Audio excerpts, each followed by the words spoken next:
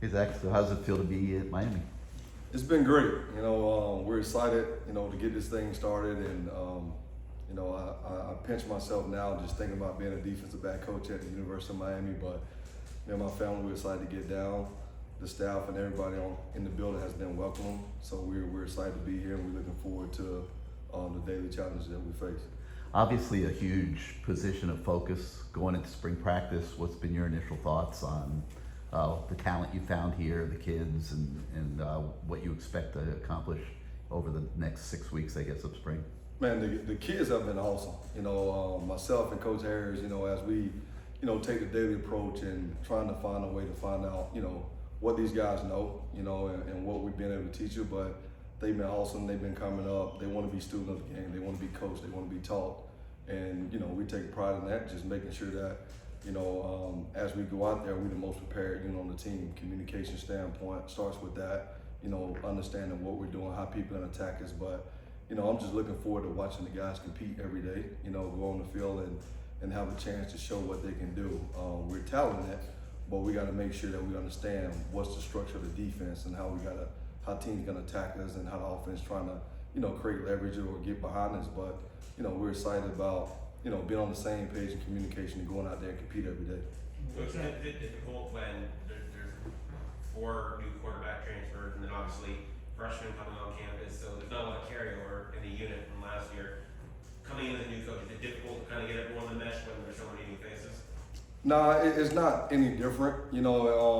Every day, after every season, you start from ground zero. We take every guy, whether it's transfer or freshman, and start from the ground up and treat them as a freshman. So for me, I've been around the block a couple of times and in a couple of, transitioning in different jobs, but they don't know me, I don't know them, but it starts with a relationship and earning their trust, right? And them trusting me that we can work on this thing together and try to get further faster in our communication and how they learn and how they do things and what's the standard of my expectations and what I'm bringing to them. So it's really easy for, to try to understand, create those muscle memories from a DB to be on the same page. But most importantly is like starting from ground zero, starting stance, as a defensive back. And that's what I usually start with when I take a job on where guys at as they continue to get better. You touched on it a little bit, just your approach in terms of gaining that trust and doing that, obviously it's a short window, at least in spring. What is your approach to try to hit the ground running in terms of learning the guys, having them get your trust and vice versa, them trusting you trusting them? What's your approach in terms of doing that? Man, I like I told them every day, having an open heart and open mind. And my job, every day is to come in and capture the heart and mind of the kids to make sure that I develop them holistically. That's the approach. Is first thing we do is meet individually everyone, and what's their goals, what's their aspirations, where have they been, what the trials and tribulations they'll face, what's some of the things that we can talk about to get on that surface level where they feel comfortable with me, but also me being vulnerable in my experiences. The relationship is the most important thing. And, a kid they don't care how much you know until they know how much you care. So I take that approach every day and making sure that they feel that and not just saying, hey, do this, do that. How do you see it? How do we collaborate? How do we go on those things? But that's the approach, because now, once you capture their heart and mind, they'll do anything for you. And the same thing vice versa.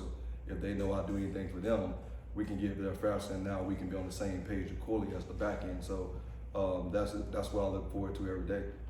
Coach, in terms of recruiting, what do you look for when evaluating a prospect and then recruiting them? Well, going through the process is position flexibility. When you're looking for a defensive back, I don't recruit just a certain position.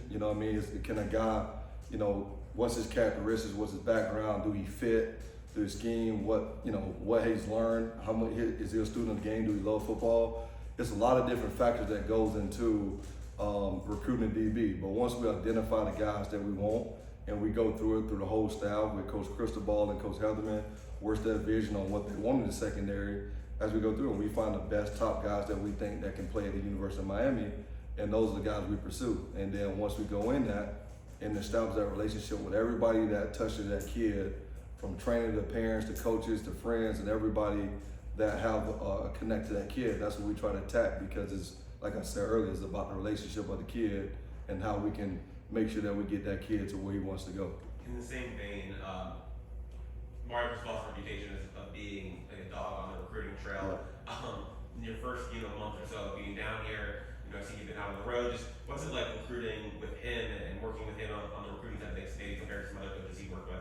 Well, I like to call myself a great recruiter until I saw Mario Cristobal recruit. So, but we work hard at it. Watching Coach and his vision, his plan, his process on how you go about it. I've seen a lot of different coaches, but watching him and his everyday approach on recruiting and making sure not only that we're recruiting kids away from here, but he hits us every day on like tap in and touch all players that's here too, because they're getting recruited too, you know what I mean? So we got to make sure that as we go about it, it's been on the same page, but watching him recruit and making sure that he holding us accountable for sure on the guys that we're recruiting, but watching him, man, it's been eye-opening in the way his approach is, but we see why he's been successful.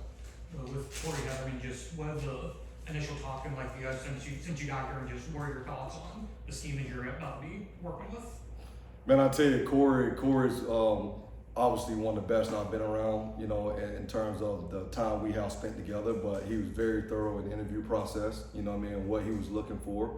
And, the vision aligned and the things that we've done, the system I've been a part of, and more importantly, he's very open to new things, because we all have been around different schemes, Coach Harris coming from Florida and those different things, like we just trying to get in the room to collaborate, that's the thing with him. He wants a collaboration, he wants to work together, he wants to make sure that we all see it from the same lens that he sees it from, and but it's been really working with him, man. He loved great people, he got energy in the film room. The kids, he's a great teacher, phenomenal teacher from the time he walk into the building to the time he leaves on how he's seeing things, but more importantly, making sure that the coaches are getting the same information to the players. So it's been really good working with him and seeing his vision on how he's been able to get to where he's at now.